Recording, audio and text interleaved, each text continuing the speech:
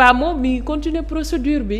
ngir FMI ñëwaat ngir les relations de confiance nuyoo. mu mel ni au sommet de l'exécutif entre le premier ministre et le président de la République dafa am maanaam fantasiro. Ça ne va pas voilà dafa am fantasiro parce que France 24 on a entendu tous Diomaye dire que FMI dafa war a presser le pas ngir ñu mën a xam fan la ñuy taxaw. donc nag naka nga jàngatee ñaari discours yu contradictoire yooyu. ci ñaar ñi nga xamante ne ñoo seq réew mi. li ma xam ne Bassirou Diomaye Faye a maintenant la conscience par rapport à cette question précise.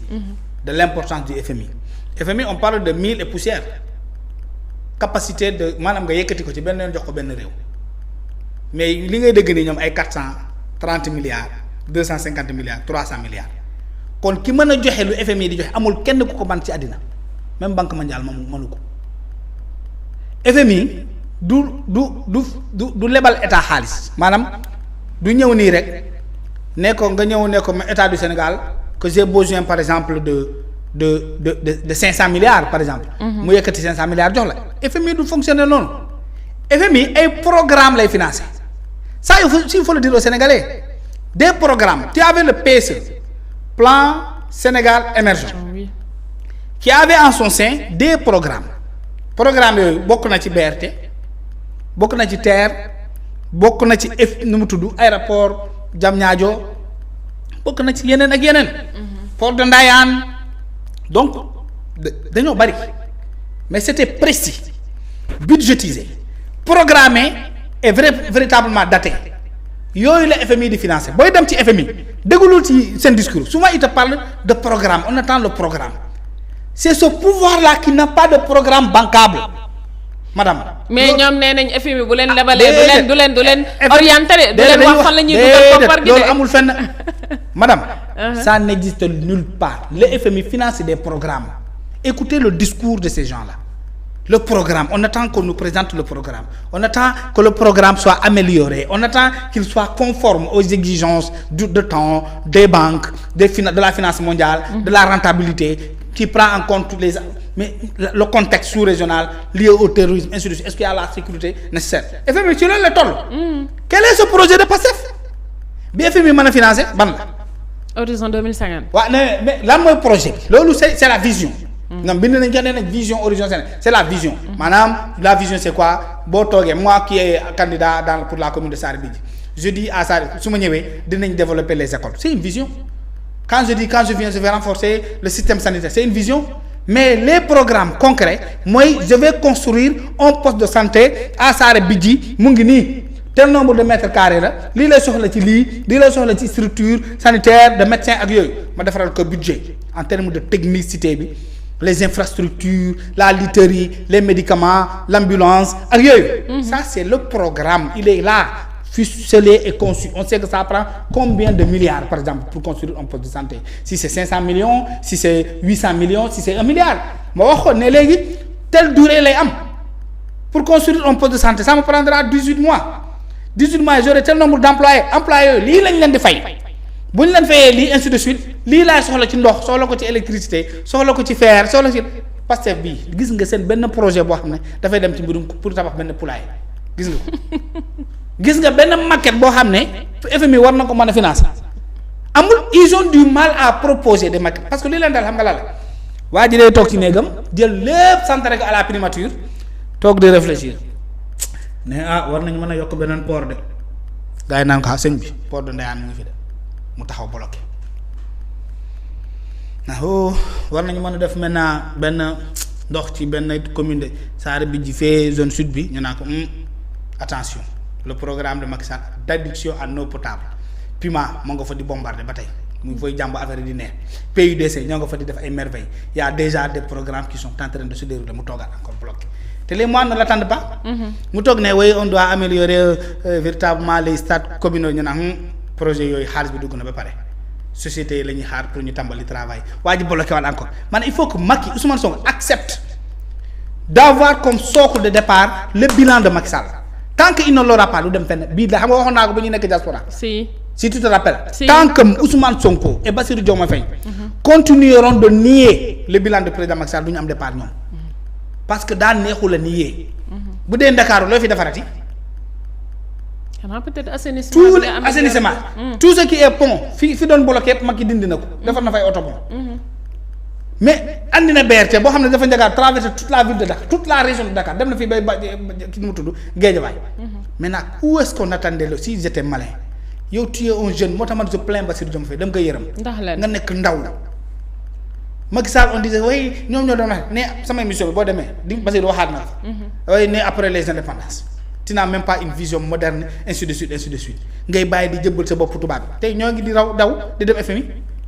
Jamais le Sénégal n'avait couru autant de fois derrière le FMI. mais Macky il fut des moments où il n'avait même pas utilisé l'argent de la FMI. mais dafa bëri ay 3 ans 4 ans yoo xamante ni. déedéet laalu ko laalul sax xaalisu FMI te réew mi moo ngi doon développé mais ce qui est ironique dans tout ça Cheikh Tidiane Kandé mooy que ni nous n'avons pas besoin de la FMI et pourtant le président s'entête à collaborer avec la FMI et pourtant le ministre de l'économie lui aussi il fait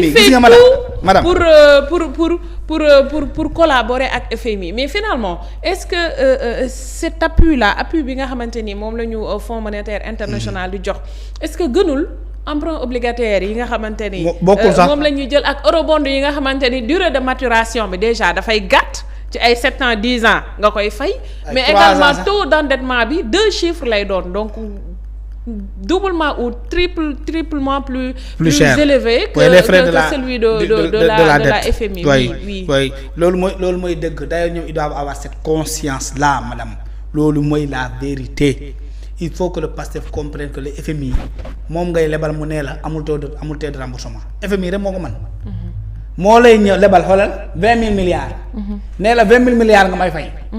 jëlal sa temps. jamono di neex ba FMI ñëw ne la baal naa la 5% ci dette bi nga ma yoreel. FMI moo ko mën. est-ce que Côte d'Ivoire bi bu la lebalee 5 milliards dina la ko baal. ba pare tu empruntes à un taux beaucoup plus élevé. nañu dellu gis nga àdduna bi personne ne peut vivre en autarcie xam nga la ma vivre en autarcie. maanaam yow nga nekk benn magicien jël sa réew yóbbu ko ci planète Mars. wala planète Jupiter.